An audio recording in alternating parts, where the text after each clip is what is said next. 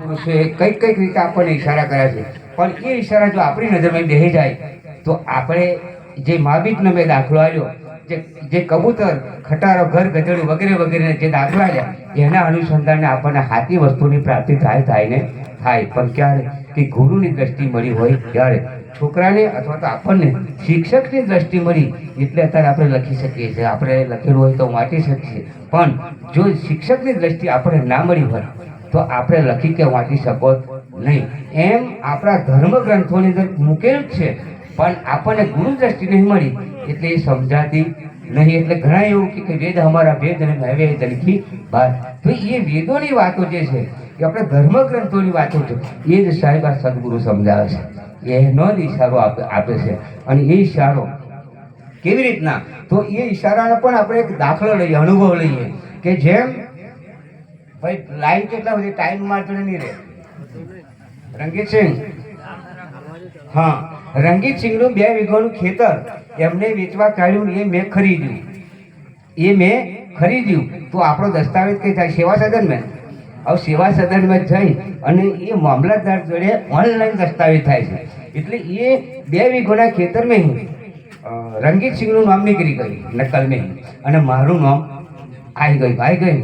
એટલે કહ્યું છે કે નામ તો બતાવું મારા સંતો, મારા ગુરુજીના રૂપમાં, પણ તું તો પોતે નામ લઈને પડે છે. બોલો સદગુરુ ભગવાનનો નામ સબ કોઈ કહે, નામ નિરખે ના કોઈ, અક્ષર થકી નામ બુझे વિરલા હોય. તો સોહમ ફાટો નવખંડ ભયો, અક્ષર ગયા બુझાય, કહે કબીર ધર્મદાસ કો वो कहाँ जा છુપાય. સાહેબ આ તો હદ બે હદની વાત. હદ ચલે સો ઓલિયા, દો હદ ચલે સો પીર, હદ દો હદ છોડ કે ચલે કાકા નામ. આ વાતો કરી છે, પણ જો સુધી આપણી હદને બંધેલા છીએ તો એમાંથી 2 હદની ખબર પડે એવી નહીં. અને એ 2 હદ ઓરડી છે તારે આ ગુરુ અને ઈશ્વર એ એક જ સ્વરૂપ છે. અરે ગુરુ અને શિષ્ય એક જ સ્વરૂપ છે, એમાં કોઈ શંકા નહીં. કબીર સાહેબે એ પણ વાત કરી કે એક ડાળ પર પંખી બેઠા, કોણ ગુરુ ને કોણ જેલા. અહીંયા આગળ સંભવતું નહીં, પણ વિવેક દ્રષ્ટિએ જેમ બાપ બેટાનો સંબંધ, મા દીકરીનો સંબંધ, ભાઈ બાપ બેટાનો સંબંધ અને ભાઈ બહેનનો સંબંધ, એવો જ આ એક ગુરુ અને સેવકનો સંબંધ છે.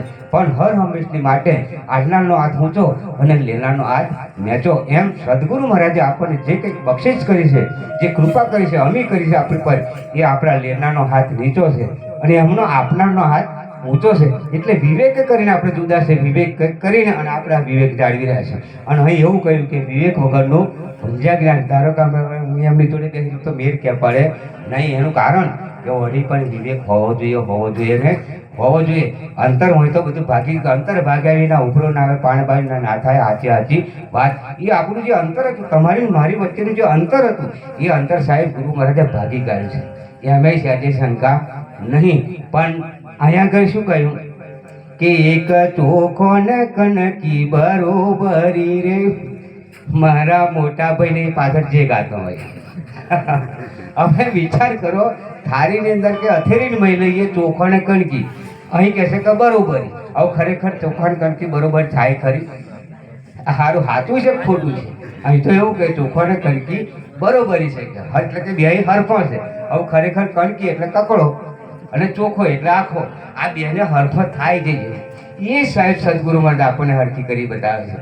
અને એનો મને આનંદ છે. લગ્ન ગીત એટલે તમે ગણપતિ મોડો ને એ તોહી સોરાણ પહેરાઈ પેલું થાળીમાં રમાડે ને તો હોય તેનો. હા, અને કદાચ મને રમતું હોય તો પૂછવાની શું પાછી એ નહીં હોતો નહીં, પણ હેરમાં હોય તો હોતી.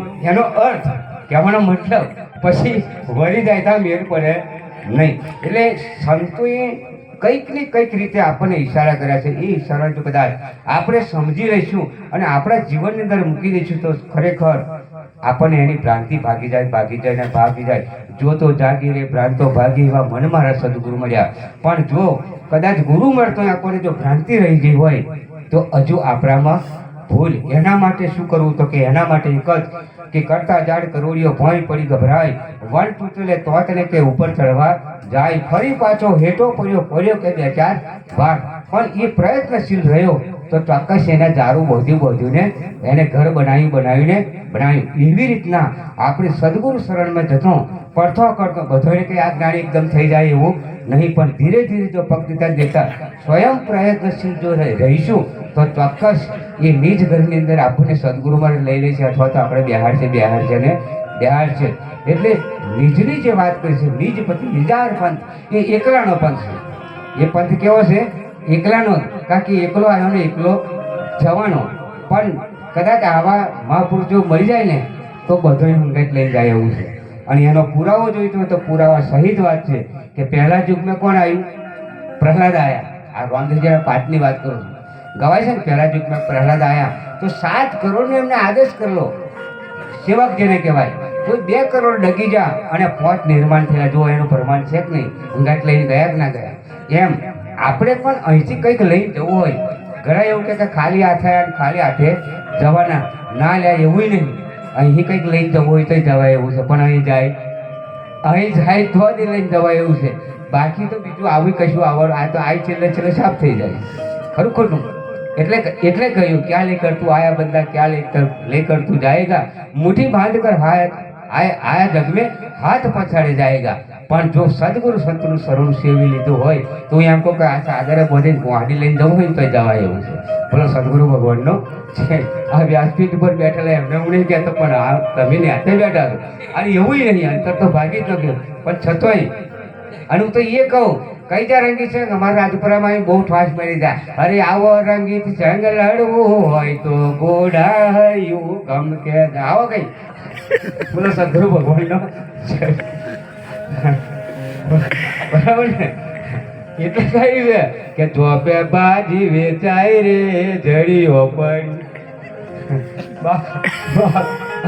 આ ગામને ચોપે બાજી વેચાય છે, પણ આનો અર્થ સમજાય તો એટલે ઘણી મને તો અમે ખૂબ આનંદ. તો છેલ્લે એક આપણે શું ઉપરવાળા નહીં કહેતા, નેતનવાળા કહું કે એક ગાયન જેવું કહી લઈએ આપણે. અને મારી આપણી ગુરુ ગમવાની છે. આપણે ફાવશે કે તમે મને યાદ કરો તો બરાબર.